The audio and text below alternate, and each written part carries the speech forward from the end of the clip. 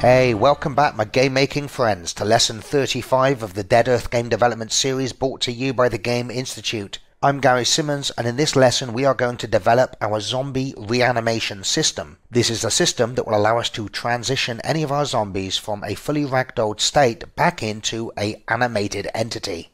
Let me also caution you that at the moment this system is somewhat experimental. It doesn't work great in all situations, depending on the final pose the ragdoll ends up in. So in the final game we'll probably put some checks and balances in place where if we find that the zombie's ragdoll has ended up in one of these troublesome positions, we won't utilize the system. An example might be if we have ragdolled a zombie and it has ended up such that it is halfway down a flight of steps, with its legs up in the air and its head down at the bottom of the stairs. In this particular instance, when we play the animation that sees the zombie climbing back up onto its feet, it's just not going to look right on a staircase. So what we'll probably do in the final game is we'll say we'll only reanimate zombies if they don't end up in a situation where the altitude between the head, the hips and the feet are vastly different. And I think this will cover probably the vast majority of cases. And you'll see in a moment when we examine the animations that we're going to use to recover our zombie from a ragdoll back up into a fully animated state, why situations such as this will cause us problems. Okay, so here's what it looks like. I'm being attacked by this zombie and then I'm going to shoot him in the legs when he comes at me. So there you go, I've shot him in the legs and now he should climb back up. There you see, kind of missed it, so let me shoot it again, but this time I'll shoot him in the side of the legs. He goes down, you'll see him reanimate after a couple of seconds. There he is, climbing back up onto his feet and then coming at us before I finish him off with a headshot. Oh yeah. So here's another example. This woman's walking through the woods, I shoot her in the legs, she goes down. But when she gets back up again, she can still walk, so she's going to get into an upright position. But I'm going to shoot her in the legs again, and she is not going to like that. And I'm going to damage her legs totally, so that if I can actually hit her legs, that is. When she goes down this time, when she gets back up, she can only crawl. So the animation that plays is her getting up from a ragdoll into a crawling motion. Here's another example. Here's the butcher. We're going to shoot the butcher in the legs. He's going to get up.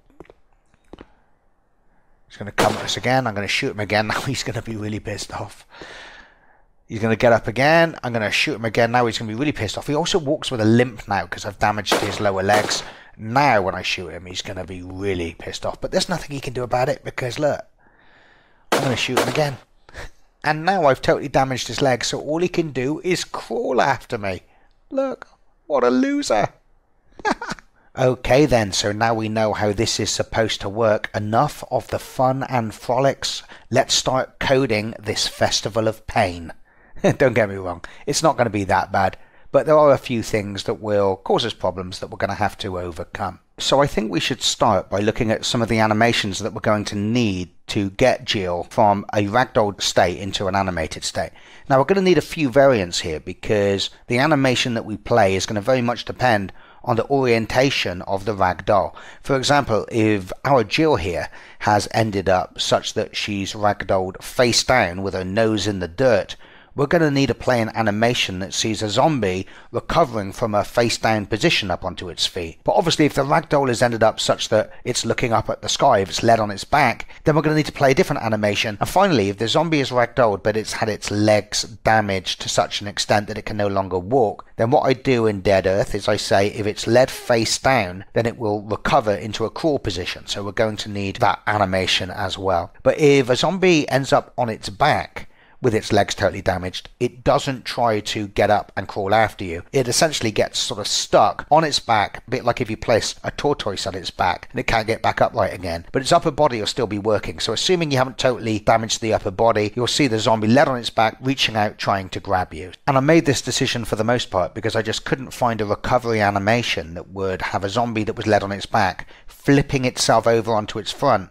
so that it was ready to start crawling. And it looks pretty cool anyway, and we can use this to have, for example, a zombie that looks like it's trapped under a car so it can't move but its arms are still flailing around trying to reach you. And you'll often see sequences like this used in episodes of The Walking Dead and other zombie series and movies. These zombies aren't very dangerous, but they make the world seem more alive and they give the player a little bit of cannon fodder while he or she is on her journey. Okay, so let's take a look at the animations we've got at our disposal to create this system. So I'm going to call scroll at the project pane and I'm going to drill down into the Dead Earth folder, the Animations folder, the Game Institute folder, and then into the Cinematic subfolder. And you'll notice that I have two animations here, one called Reanimate from Back, one called Reanimate from Front. And these are the animations we're going to use for the two main set pieces where a ragdoll has to get back up onto its feet again. So if we determine that our ragdoll is lying primarily on its back, we're going to use this animation. Okay, and if it's on its front, we're going to use this animation as the basis for the system. And next up we have this animation here called Dead to Start Crawling, and this is the animation we're going to use if we wish to reanimate our ragdoll into a crawling zombie. So as you can see, it's a pretty short animation, just shows the zombie go from kind of a dead position to a position where the hands are ready to start the crawling animation.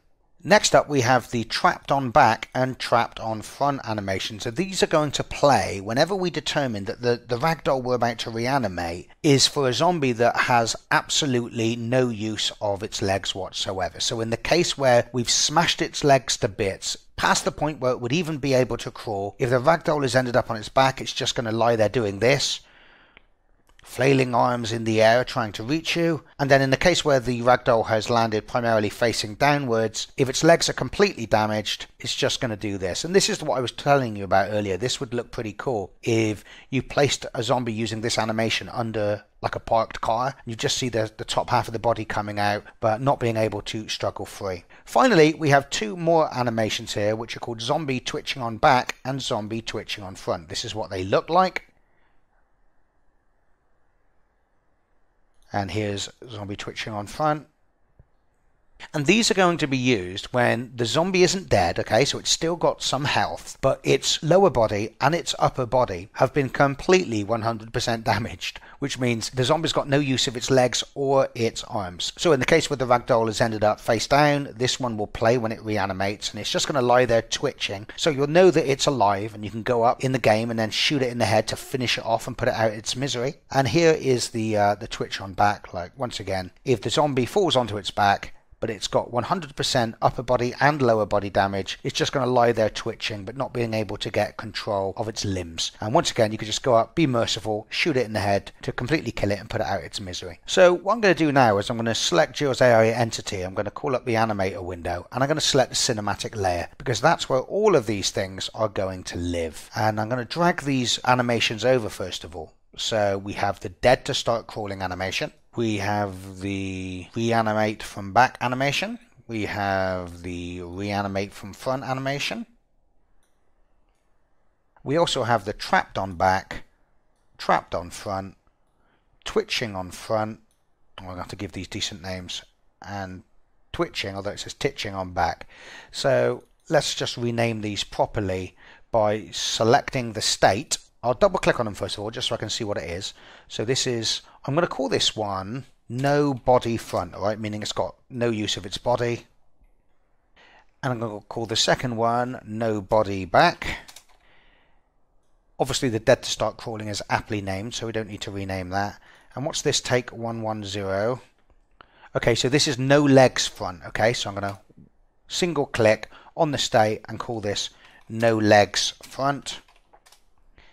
And then the second one is obviously where the zombie has no use of its leg, but is led on the back, so we'll call that No Legs Back. Okay, so let me arrange these in a better way so that we can start to create all the transitions properly. Now, all of these animations are going to be triggered from the Any State state. Remember, this is what we use if, irrespective of what's happening on the layer underneath, we wish this cinematic layer to kick in from any state and go straight to the animation that we choose. So we'll put Reanimate Front and Reanimate Back there. We'll put No Legs Front and No Legs Back there. And we'll put No Body at all, front and back there, like so. And we'll put Dead to Start Crawling at an angle. And what we'll do now is we'll create some transitions from any state to all of those, so that they're set up when we wish to drill down on the specifics in a moment. And it'll also allow us to see, just in case there was any doubt, that all of these are going to be triggered from any state on the cinematic layer. So what are we going to use to trigger one of these animations? Well, you're going to see later on that when we reanimate our zombie, we're going to use one of two triggers that we're going to set up now in our animators parameter list. So I'm going to click the plus sign twice. I'm going to create two triggers, okay? And I'll call this one reanimate from back, and I'll call this other one reanimate from front. So you probably know what we're going to do now, right? So in our reanimation code, when it's time to reanimate the zombie, what we will do is we will re-enable the animator, and we will set either the reanimate from front or reanimate from back trigger that will trigger one of these states. And of course, the trigger that we set will very much depend on the orientation of the ragdoll, whether it's facing down or whether it's facing up. So in the most simple case, if reanimate from front was triggered, this animation would be played here, and if reanimate from back was triggered, this animation would be played here. But of course we also have variants of that, such as if the zombie has no legs that it can use, or if it has no body, or if it's a crawling zombie. So all of these transitions really are just going to be when one of these two triggers are set, plus the conditions that determine whether the damage to the body is appropriate to that animation being played. But another thing we're going to need to do is make sure that none of these transitions have any blend time, okay? When we trigger one of these animations, we want them to start playing instantly. So if some other animation was playing on the base layer, we wouldn't want like a half-second blend between those two animations. And you'll see why that is in a minute. So what I'll do first of all is I will just open up all of these, and I will set the duration of each one to 0. Okay, so no blending. When this transition happens, it's going to go instantly from whatever the animator was currently doing on any previous layer into this state.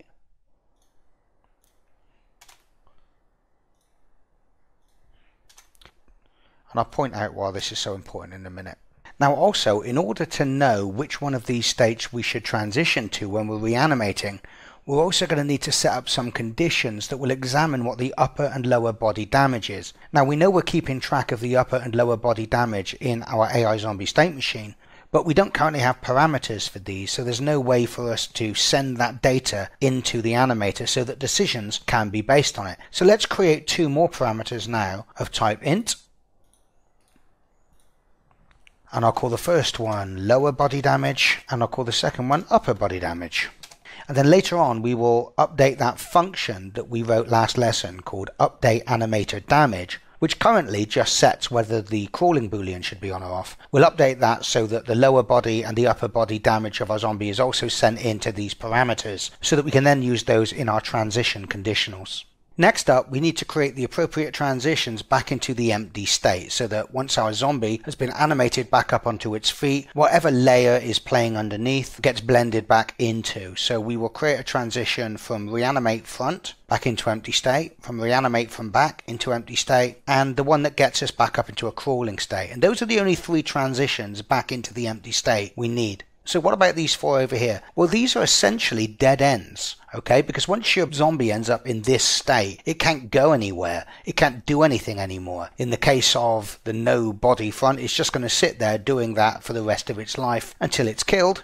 And the same when we use these animations over on the left hand side where we have no use of our legs. So when we transition into those, we don't have to worry ever transitioning back out. These are a one-way trip for our animator. Okay, so next up I'm going to want to add some root motion configurators to these states. So I'm going to choose add behavior, root motion configurator, add behavior, root motion configurator.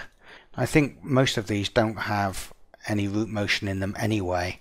I think the only 2 that do actually are the reanimate from front and reanimate from back. I'm not using any masks on this layer, so this layer will completely commandeer anything that's being done on layers underneath it. So we will set the root position and the root rotation to 1 on each of these. Like I said, there might be many of these animations, especially the ones where they're led on the ground, which typically don't have root motion, but I don't think it's harmful to say we want to use it. It should probably just generate a root velocity and a root rotation of 0, which is exactly what we want anyway, I guess.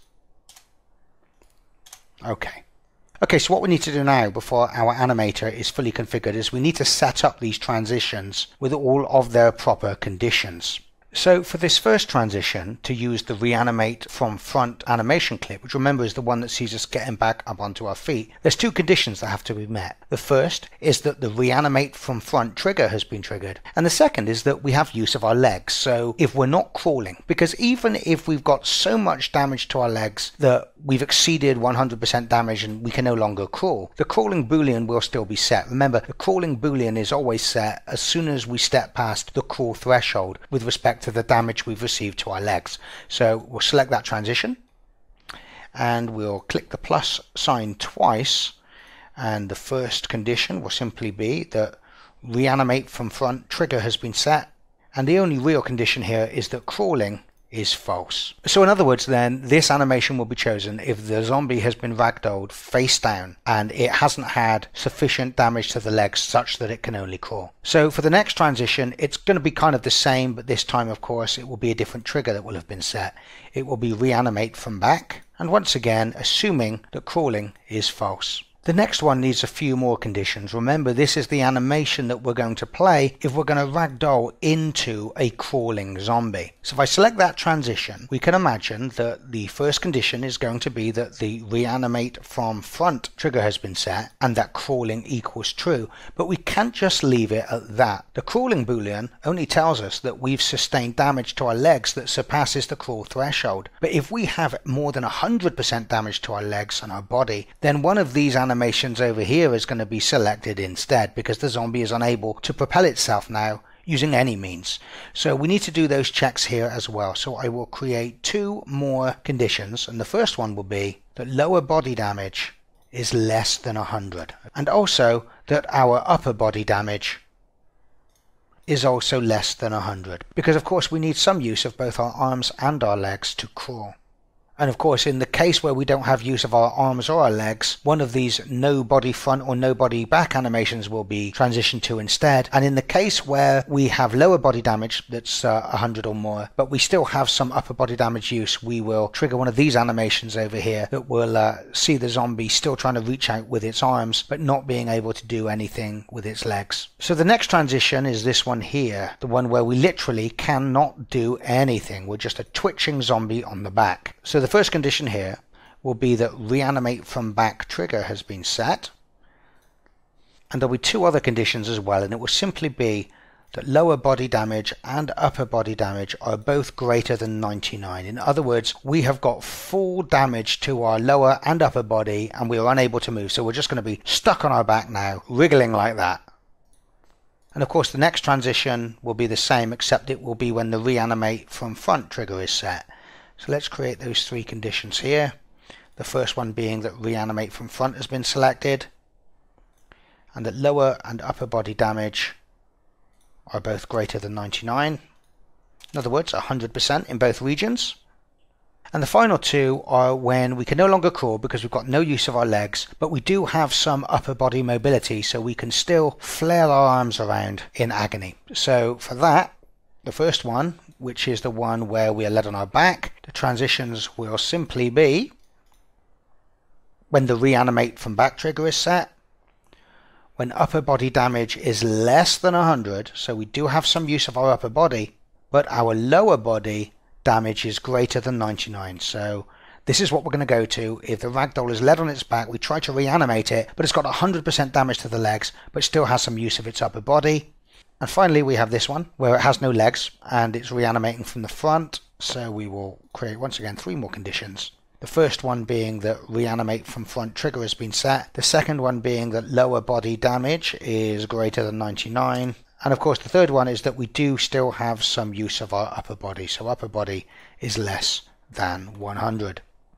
All of these transitions, by the way, should not have has exit time ticked, right? Very important. Do not tick has exit time.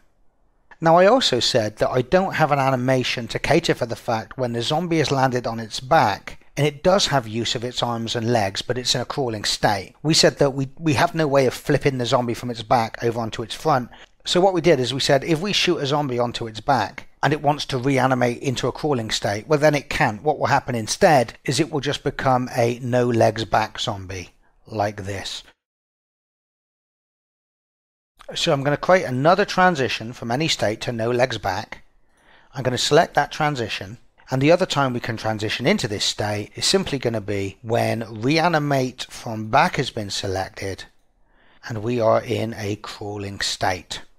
Which means of course we won't ever crawl again, we will just be spending the rest of our life like that.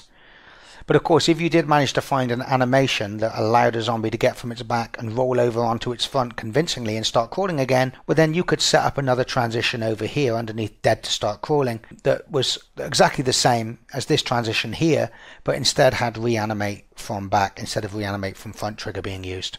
So if I select that transition one last time, you can see, and I think this is right, but we'll see when we test it out later, that the two transitions into this are simply that we're reanimating from back, and we were originally a crawling zombie. We can't crawl anymore, so we're just going to be stuck on our back. Or that we're reanimating from back and we just have no use of our legs whatsoever, but we do have use of our upper body. Finally, the transitions back into the empty state from these three states here should have has exit time ticked, which is actually the default. So you can see they've all been ticked, so nothing needs to be done to them. Okay then, so before we start diving into the code, we need to understand how this system is going to work and how the physics system and the animator are going to play nicely together. This is also going to allow us to see some of the problems that we're going to face and the solutions to those problems. Okay, so what I'm going to do is I'm going to press play for just a moment, and I'm going to go and shoot Zombie Jill so that she's in a ragdolled state. And then I'm going to pause the game in that state, because that will make it easier for us to explain how this recovery is going to work. So I'm going to pause the game there, and then I'm going to select Omni Zombie Jill in the hierarchy so we can see the state of her bones once she's ragdolled. And we can also see where her parent container game object is, where we see the collider and the cylinder of the nav agent in the system. So when we ragdoll Jill, we know that we turn off the animator. From that point on, the animator is no longer in control of the positions and the rotations of Jill's bones. Furthermore, we also know that we make all of her body parts non-kinematic, which means they become controlled by the physics system. Unity's physics system is now free to move those bones wherever it damn well pleases. So in order to get her back out of a ragdoll into an animated state, we clearly need to make all of her rigid bodies kinematic again so that the physics system is no longer controlling them. And we also need to re-enable her animator. The problem is, if we just turn on the animator, all of Jill's bones are going to immediately snap to the positions described by the first frame in the recovery animation. Obviously, that's not what we want. What we want is, over some period of time, which we will call the ragdoll to mechanim blend time, we want the bone positions and rotations to slowly blend into the animation that is playing in the animator, so that we get no sharp movements. Therefore, in order to do that, what we're going to need to do, just before we initiate the recovery, is we're going to have to traverse all of Jill's transform hierarchy from the hips downwards, and we're going to need to take a snapshot of the position and the rotation of those bones while they're in the ragdolled state. Because remember, when we turn on the animator is going to move all of those bones so that they now represent what is being described by the first frame of the animation. So in order to blend from the ragdoll into that first frame of the animation, we need to remember the positions and the rotations of the bones in the ragdolled state. Once we've made a snapshot of all of Jill's bones, so we know exactly what position they were in prior to re-enabling the animator, we are now ready to perform the blending from those positions into the positions of the bones described by the current frame in the animator. Problem is, once we enable the animator is going to automatically update all of our bone positions for us. So we need a way to get in the middle of that and override what the animator is doing whilst this blending is happening. Fortunately, Mono Behavior has a function implemented called late update. It works very much like the update function. It's called every frame, but it's called much later on in the process. The great thing for us is that late update is called after the animator has updated all of the bone positions based on the keyframes in the animation. The late update function provides us with an excellent opportunity to essentially override any of the updates that the animator has done to the transforms of Jill. In the late update function, all of Jill's transforms will have been updated such that they represent the pose described by the current animation playing in the animator. But the scene hasn't been rendered yet. Furthermore, we also have all of our snapshots of what those bones were when they were in the ragdoll. Therefore, in the late update function, while we're in the process of blending from the ragdoll into a fully animated state, we can use both of those sets of transforms, the snapshots that we took when she was in a ragdoll, and the transforms that's been set by the animator. And then we can create our own loop between those based on time, and then set those as the current transforms of Jill, overriding anything that the animator may have done. And I think in Dead Earth I use a blend time of about 2 seconds. That's the time that's taken to blend from the ragdolled state into a state where that recovery animation is now fully in control of Jill's hierarchy. Now that might all sound quite complicated, but in practice it's not. What we're going to do in the zombie startup function is we're simply going to iterate Jill's bone hierarchy, and we're going to store a reference to each of her bones so we have easy access to all of her bone transforms. When the zombie is ragdolled and we're just about to initiate the recovery into an animated state, we'll traverse that list of bones again and we'll just store their current positions and local rotations, so that we now have a snapshot of all of Jill's bones in the ragdolled position. Then we'll re-enable the animator. The animator will try and move Jill into her animated state, but in our late update function, while we're still within the threshold of the blend time, we will be the ones that will set Jill's hierarchy by performing alert between those ragdoll bone positions and the positions that the animator is trying to move our bones to. Unfortunately, however, that alone is not enough to make the system work. There's a whole load of other problems that we're going to have to address. One of the main problems that we have to overcome is when Jill is in an animated state, we know that those animations are all relative to Jill's parent hierarchy. We know that if we wish to move Jill to a position in the world, we simply move her parent game object, or in this case, her AI entity game object. This is the game object with the animator on it. And those animations will continue to play out dutifully, keeping their relationship to the parent object. However, when we ragdoll Jill and the physics system takes control of Jill's bones, those bones can move anywhere. They could tumble down a flight of stairs, they could fall off a cliff, and completely alter the spatial relationship between the bones and the parent object. For example, let's assume that Jill was at the top of a flight of stairs and then we ragdolled her.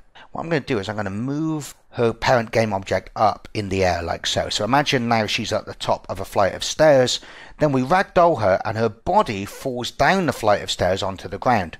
Of course here it's just dropped vertically. If it was a real flight of stairs, we may find that her bones could end up in a mess right over here at the bottom of the flight of stairs. So now not only do the bones have no meaningful relationship with the parent game object, but the zombie may have rotated around and be facing in a completely different direction to the local axis of the game object as well.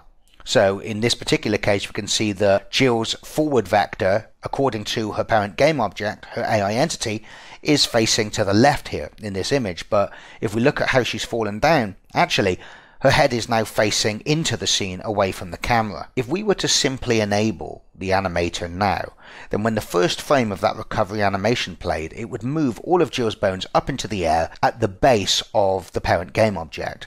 So in the case of where Jill has fallen down a flight of stairs, when we started to recover her, what we would see is the recovery animation play at the top of the stairs. And of course the animator is doing exactly what it should be doing, because that's where Jill's game object is. It's just that the physics system has moved her bones into a completely different location in the world. So what we need to do before we start playing the animation is we essentially need to move the parent game object to where the ragdoll ended up, to try and as best as possible re-establish that same spatial relationship. And the best way to do this is to use the hip bone of the hierarchy, as that's the root of the hierarchy. So what we'll do is just before we start playing the animation, we will ask the animator where it thinks the hip bone is, which is going to be up here in the air in our example at the foot of the nav agent cylinder. And then we're going to create a vector from that hip position to the actual hip position of our ragdoll. So we've got a vector from here down to here in this example, and that gives us a vector to move our game object along such that we've now positioned it at the correct altitude and the correct position in the world, in a way moving it to the position of the ragdoll and re-establishing the spatial relationship between the bones and the parent game object. Now of course that takes care of setting the position of the game object, but the rotations may also be misaligned as well. For example, we can see if we look at the parent game object, its forward vector is facing to the left, but if we look at how Jill ended up on the ground, her feet are towards the camera, her head is away from the camera, so her forward vector wouldn't be to the left, it would be going into the scene. So what we'll do to get around this is we'll create a vector from a position that's in between Zombie Jill's feet in the ragdoll pose to her head position in the ragdoll pose. So this now gives us essentially the direction in which she is lying, in which she is facing. And then we can use that vector and our game object's forward vector to create a quaternion that will rotate our parent game object around. So in this particular case, we're going to rotate our game object around about 90 degrees so that this blue arrow, its forward vector, is now facing into the scene, matching the direction from the ragdoll's mean feet position to her head. And of course, the reason we're doing all of this is we're just trying to make sure that when we start playing that animation, in this case I've selected the reanimate from back animation. If you look at the inspector, we're just trying to make sure that we align as much as possible the first frame of that animation with the position and orientation of how Jill ended up in the ragdoll. Now once we've accomplished all these tasks, all that's left to do is determine which animation we're going to play. Is it going to be a reanimate from back or a reanimate from front? And that's going to very much depend on obviously how the ragdoll ended up. We need to find out in which direction the hip bone is facing. Is it facing up in the air, in which case she's laid on her back, or is it facing down towards the ground, in which case she ended up on her stomach?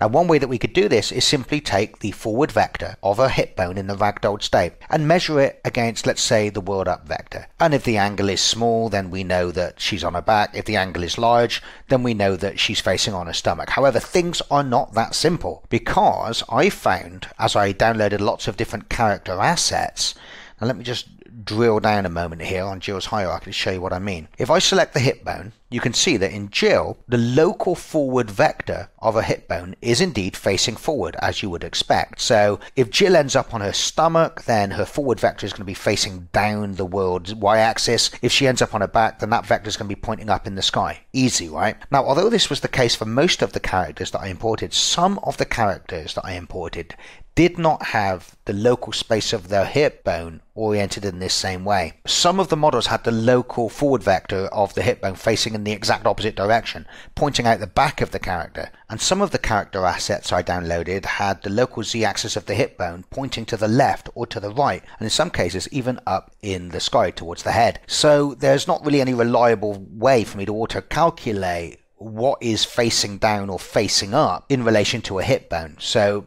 what I'm going to do instead is I'm going to create an enumeration that is going to be exposed in the inspector that will just allow us, when we're building our zombie prefabs, to just take a quick look at the hip bone, see which way it's facing, and then set that enumeration in the inspector for the zombie so that we can tell the zombie, hey, your hip bone is facing forward, your hip bone is facing left, your hip bone is facing right, whatever, which we can then use to figure out whether we end up on our stomach or whether we end up on our back. Obviously it's a bit manual and it's kind of a bit hacky, but I think it's probably the best and quickest thing to do. But like I said, in most cases when I downloaded character assets, I did find that the local forward vector of the hip bone was facing towards the front of the character. But we need the ability to tell our code that that may not be the case, so it can compute the direction of the hip bone slightly different. And of course, once we know whether we're facing forward or we're facing backward, well then we can just contact our animator and we can set either the reanimate from front or the reanimate from back triggers, and that will of course invoke the correct animation. Now in the case where we have no body damage whatsoever, that's going to invoke the reanimate from front or the reanimate from back generic recovery animations. But we also saw when we created these transitions that if we do have upper body or lower body damage, then one of these other animations may be triggered instead. Okay, so I think that pretty much sums up how we're going to do it in theory. Now it's time to start doing this in code. So put your hard hats on, folks. This is going to get a little bumpy. So I think what I'm going to do is I'm going to start by creating that enumeration that I'm going to call AI bone alignment. And we're going to use this to identify to our script the alignment of the forward vector of our zombie's hip bone. Now just to remind you, if I select Jill's hip bone, we can see that the blue arrow here is the forward vector of the hip bone, and this is indeed aligned with the forward vector of the character in general. So we might say in this particular case, the hip bone as z-axis alignment. If it was pointing in the exact opposite direction, out the back of her, we might say this was z-axis inverted. If the blue arrow was pointing to the right, then we might say that it was aligned with the x-axis of the character, or if it was pointing to the left, the inverted x-axis of the character. So we're just going to really create an enumeration that has 6 members: x-axis, y-axis, z-axis, x-axis inverted, y-axis inverted, z-axis inverted. And I'm going to call this enumeration AI bone alignment. Now, although all of the reanimation stuff is going to be in our AI zombie statement machine class, I'm actually going to define this enumeration in the base class, in the AI state machine class, just because I think that it's a pretty generic enumeration type, and you never know, we may need to use it further down the road to describe the alignment of other bones or other things. So I'm going to open up first of all my AI state machine class. I'm going to drill down into my scripts folder, my AI folder, and I'm going to double click on AI state machine to open it up in Mono Develop. And right at the top where I define all of my other public enums, I'm going to create another public enum. I'm going to call it AI bone alignment. Actually, I'm going to call it bone alignment type, and it's going to have an x-axis member, a y-axis member, a z-axis member, and x-axis inverted, y-axis inverted, and z-axis inverted. So we can use the members of this type to describe to our script the 6 different ways that the forward vector of the hip bone might be aligned with respect to the rest of the character. And like I said, I think probably when I've downloaded characters before and I have found that some of them don't have the forward vectors of the hips aligned with the forward vectors of the character in general, this to me seems like it's almost an error in the way that the skeleton's been put together. Now I can't say that for a fact because I know nothing about modeling and creating skeletons, but it just doesn't seem very intuitive to me. It seems that the forward vector of the hip should always be facing forward. So in those particular cases, it may just be that I've downloaded characters that haven't either imported correctly or were just constructed incorrectly. Either way though, if we have this flexibility, it means that if we come across any of these problems, we can cater for it. Now what our reanimation system is also going to need access to is the root bone of the hierarchy. Now you may remember that we already have this assigned via an inspector variable. I'm looking at the AI state machine class here, and you can see that we have this transform called root bone, and if I go back to the editor, you can see if I select Jill's AI entity, you can see that we've already assigned it the hips. We did that in a previous lesson. Now we're not going to be doing anything else in the base class. All of this reanimation stuff is going to be in the zombie state machine class. However, you can see there's a bit of an oversight here. When I added the root bone in an earlier lesson, I made it private instead of protected, and we definitely want that to be protected as well, or otherwise we're not going to be able to access the root bone from the zombie state machine. And we definitely want to do that because one of the things that our zombie state machine is going to do in its startup procedure is it's going to start at that root bone and it's going to get all of the transforms underneath it. It's going to get all of the bones of the hierarchy so that we can take snapshots of them when we're ragdolled and we're just about to animate. So that should solve that problem by making that protected so that we can now access it in the derived class. And what we also need to do now is add another serialized protected member of AI bone alignment type. Remember, we've created the enumeration, but we haven't created a variable of this type, and we need to do that so that we can not only tell our state machine what the root bone is, but tell it what its alignment is.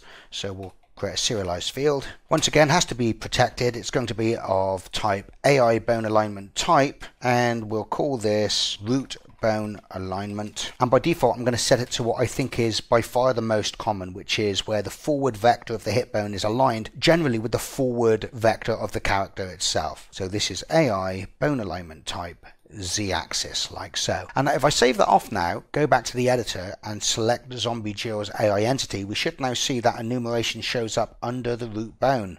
But no, I have an error. What error do I have? Well, there you go. That's what happens if you spell serialized field wrong. Okay, let's give that a go. There you go. Okay, so if I select her AI entity now, call up the inspector, you can see now that under where we made that root bone assignment, we now have the options to set the root bone alignment. So if, for example, the hip bone had a forward vector that was pointing out the back of Jill, we would select z-axis inverted. Or if it was pointing to the right, we would choose x-axis. But because it's pointing towards the front of Jill, which is by far the most common, and I think correct, we set this to root bone alignment z-axis.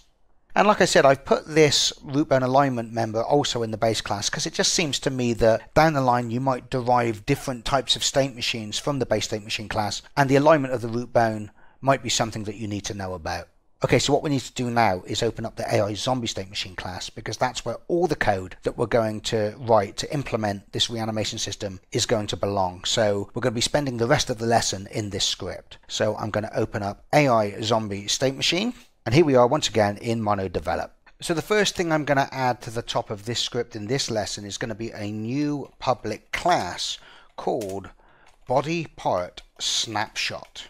Now, you will recall me saying that when we have our zombie in a ragdoll, just before we reanimate it, we need to take a snapshot of the positions and the rotations of all of the bones, and that's what this class is going to represent. So the first member of this class is going to be a public member of type transform, and we'll just call that transform, set it to null. Now this is where we're going to store a reference to the actual transform that this body part snapshot represents. So in our start function, we're going to fetch all of the transforms from our hierarchy, every bone, if you like, that is under the hips. And we're going to allocate a new body part snapshot for each one. And then in that body part snapshot, we're going to store a reference to the transform that it represents. And then we're going to store all of those body part snapshots in a list. And of course, the nice thing about that is later on, when we wish to reanimate the zombie, we can just iterate through that list of body part snapshots and get all of the transforms to our bones instantly without having to do any hierarchy traversal. Now, simply storing a transform in the body part snapshot is not enough by itself. Yes, it gives us easy access to the transform,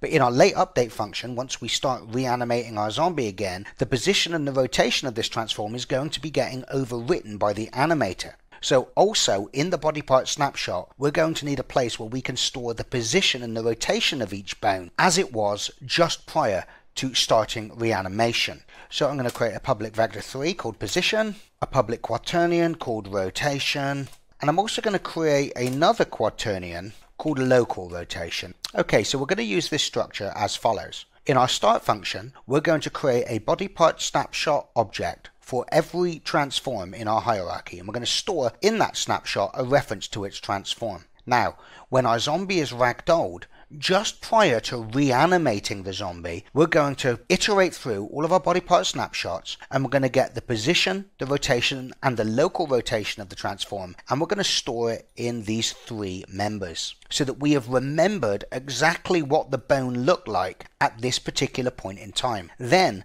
we're going to turn on the animator. We're going to make all of our rigid bodies kinematic again so that the animator will take over control of our bones. From this point on, the transform referenced here will be having its position and its rotation updated by the animator. But in our late update function, we have not only the transform, which will contain the newly animator updated position and rotation of the bone, but we will also have the position and the rotation that that bone was when it was in the ragdoll position just prior to animating. So we have two positions, if you like, and two rotations that we can loop between. Now, the only reason why I store a rotation and a local rotation is that the rotation and the position are actually only going to be used to store a position and a rotation for the hip bone, because that's the only bone that we really need to move around and rotate in world space to align it with the hip bone in the animator. With respect to all of the bones under the animator, well, we're just going to be lerping between the local rotations. And this will make a little bit more sense as we go on. So let me put a comment in there so it describes what this class is going to be used for. So now what we need to do is we need to create a list that will store body part snapshots.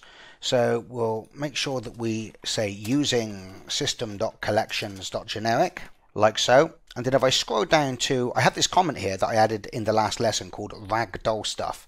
Doesn't contain a lot at the moment, only the bone control type, but we will add something now. We're going to add a new private list that will store body part snapshots, and we'll just call this, well, we'll call this body part snapshots with an underscore, like so. New list body part snapshot. And then what we'll do is we will scroll down to the start function, and just after where we call the base class implementation of the start function, we will get all of the bones that are under the hip bone. So we will just make sure that we've got a valid root bone first of all. So we will say root bone doesn't equal null. Then we will create a local variable of type transform array. I'll just call this transforms. And then we will say root bone dot get components in children. Components, not component, we want all of the components, and we're looking for all of the transforms that are either on this game object or underneath it, like so. And then what we will do is we will loop through each of the transforms in that array. So we will say for each transform, call it trans in transforms, like so.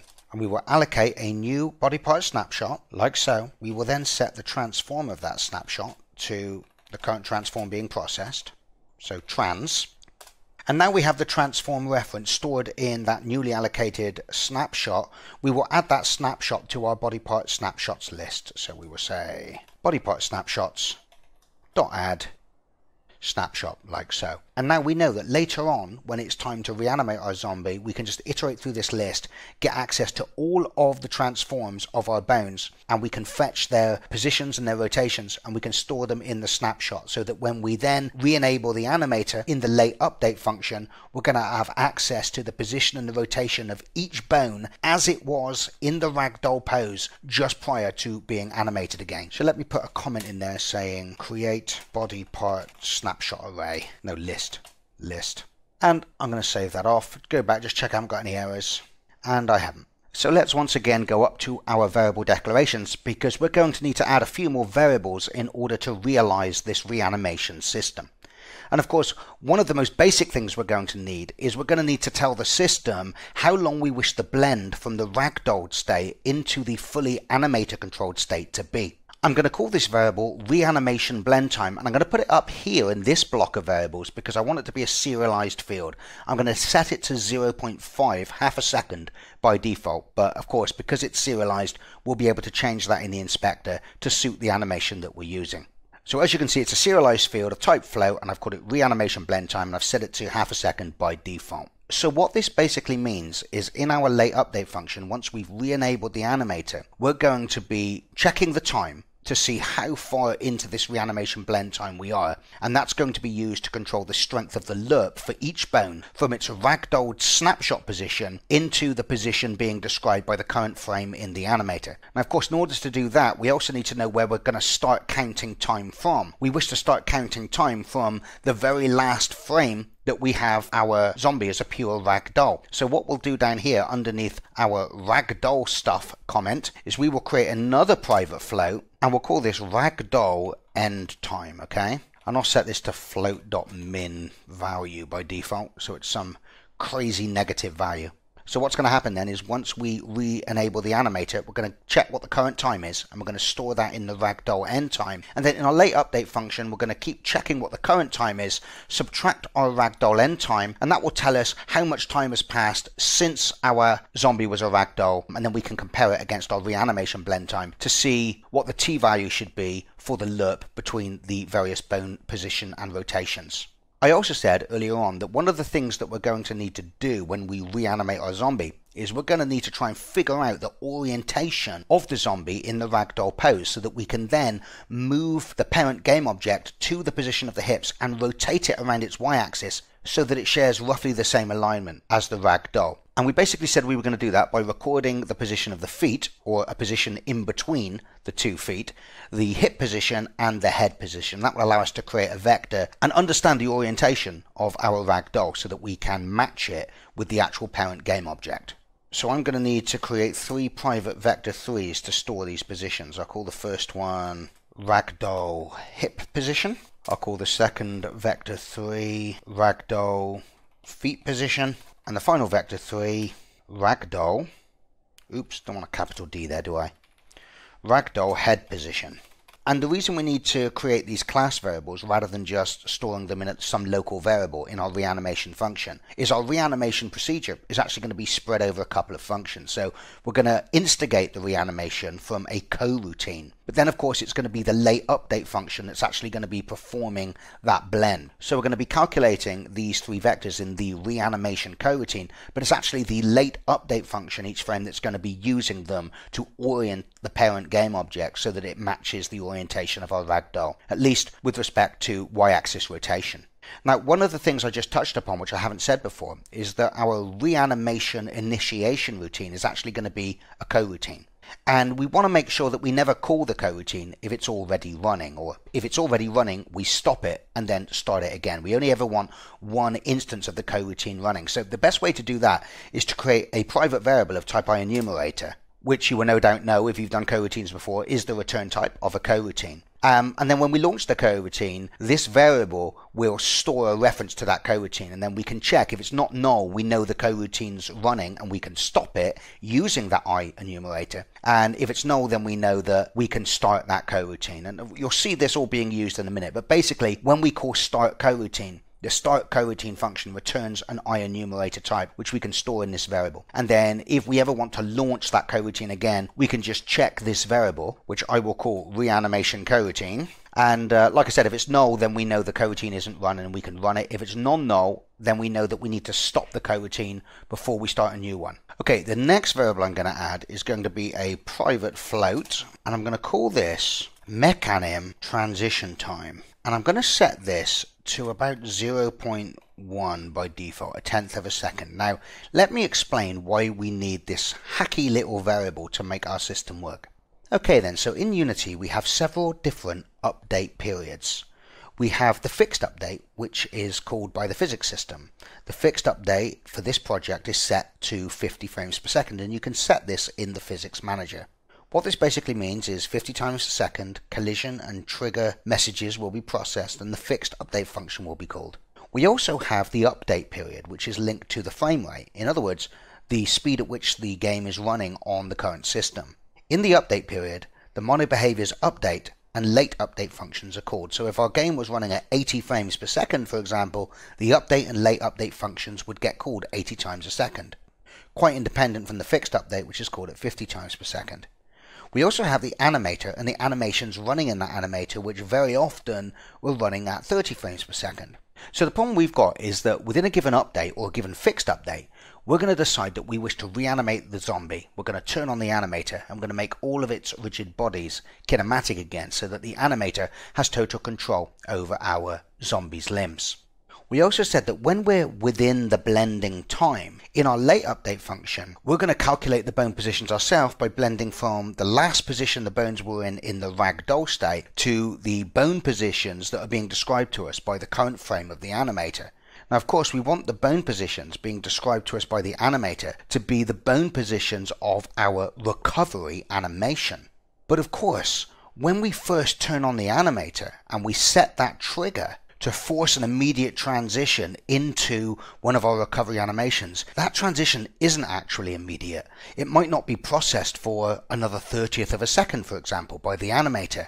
So what we need to do is put a hacky little delay in here that basically says that for, let's say, a tenth of a second, when we're reanimating, in the late update function, don't try and perform a loop between the ragdoll bones to the animator bones, because at the moment the animator still hasn't transitioned to one of our recovery animations. It may still be in a walk cycle or something like that. So we definitely don't want to see our bones start to blend to a walk cycle. So that's what this mechanim transition time is. We're just going to use it to bias the t value that we use for looping between the bone positions, so that once we enable the animator, for a tenth of a second, which should be more than enough time for mechanim to actually update the animator and transition into the state that we want it to be in, we're not going to do anything in that time.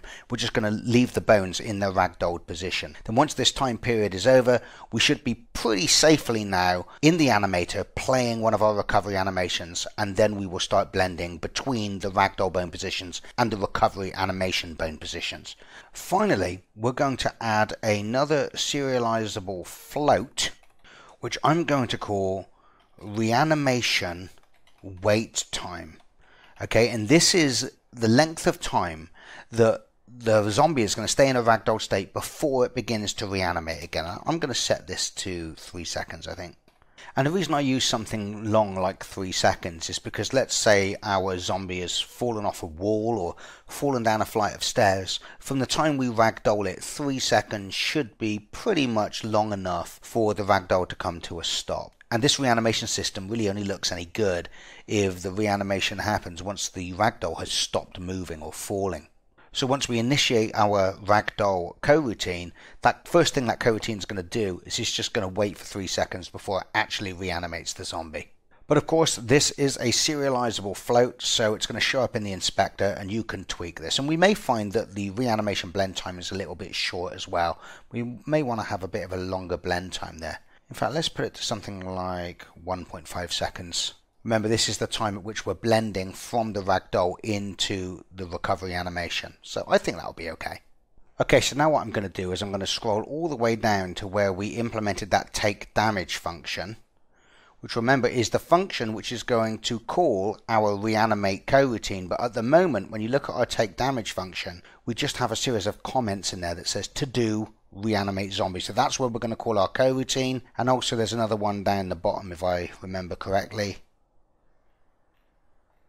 Yeah, down here to do reanimate zombie. Remember, this was the function we wrote in the last lesson where it just checks whether we should be ragdolled or not based on what part of the body was hit, and it adds the damage to the upper and lower body damage and things like that. So if you missed the last lesson, make sure you go and watch it, because it's this function which is very crucial to when the reanimation actually happens. So what I'm going to do underneath this function is I'm going to create our coroutine, which is going to be a private function which of course returns an I enumerator, and I'm going to call it reanimate, like so. And it takes no parameters. And what we'll do now is we will put the code into our take damage function, which actually calls this coroutine and also stores the returned I enumerator, so that we can check if the reanimate coroutine is running or not. And we'll have to do this in two places in this function, but we'll work on this one first. So the first thing we'll do is we'll get a reference to our coroutine. So we will say reanimation coroutine equals reanimate, like so, and then we can say start coroutine, and then we can pass in our I enumerator, which of course is our reanimation coroutine variable, like so. So of course now we have a reference to this function. We can always just check before we start it that it's definitely stopped. So we can say, assuming we have a reference to our reanimate coroutine, we will call mono behaviors stop coroutine function, passing in that I enumerator. So we're just making sure that more than one copy of this coroutine never executes. And then what we'll do is we'll copy that, and then we'll paste it back up at the top of the function, or more towards the top of the function. Where was it? Here, where we had the other to do. There you go. And the only difference between those two invocations of the coroutine is this code block, you will recall, happens if we shoot something that's already in a ragdoll. So assuming we haven't killed it, if it was in a ragdolled state, then we just make sure it stays ragdolled and we start the coroutine again. So if the coroutine was running but it hadn't started reanimating it yet, it was still in that 3-second wait period, we would just cancel it and call it again, starting that 3-second wait again. But down here is when it's in an animated state and we shoot it into a ragdolled state. And once again we just do the same thing. So let's now go down and write our reanimate function. I think what I'll do is I'll put some comments in here. I'm going to pause the video and just comment this a little bit. Oh, actually guys, I've made an error there. I should be checking that it's not null there, because this isn't a boolean, it's an I enumerator. So if reanimation coroutine doesn't equal null, then stop the coroutine. I need to do the same up here as well. If reanimation coroutine doesn't equal null. Okay. That should stop me getting any errors. Let me just go and check that is the case. Okay, well I am getting an error saying not all code paths return true, but that's going to be the case because we haven't written our coroutine yet. So at the moment it's not returning anything, but don't worry about that. Actually guys, looking at the time, I'm going to snap this lesson off right here because we have quite a lot of code to write in the reanimate coroutine and also in the late update function. So I think I'm going to save that to the next lesson. Now, I hate having to leave you hanging here with half-finished code, but I do need to keep the videos to a sensible length so that I can actually deploy them to our LMS. So we'll pick this up in the next video. Thanks for listening, guys. See you next time.